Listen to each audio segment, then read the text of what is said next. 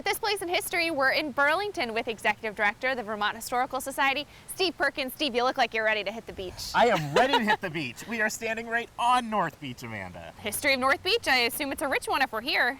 It is a rich history, and it's the 100th anniversary of the opening of this beach here in Burlington, and it started out as Burlington's municipal bathing beach, of all things. I mean, it was a thing to do. At the turn of the century, you had bathing beaches, and Burlington sadly lacked one.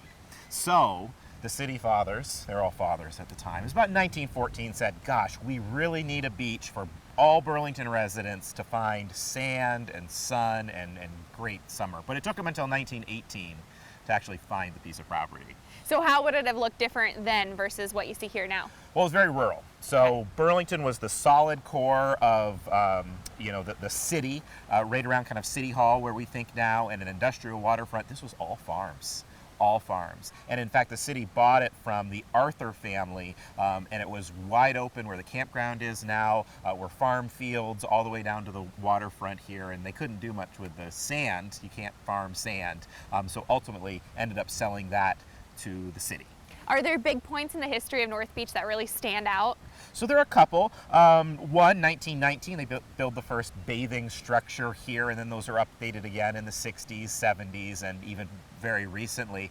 But a really cool addition was in 1921. The city really got on this automobile bandwagon, and they said, people are going to come camp, but they want to bring their cars when they go camping. So it was one of the first automobile campgrounds in Vermont was opened right here at North Beach. You can still camp here, right? You know, in the city of Burlington, haul your camper down, bring your tent and your car, and you can camp right next to North Beach.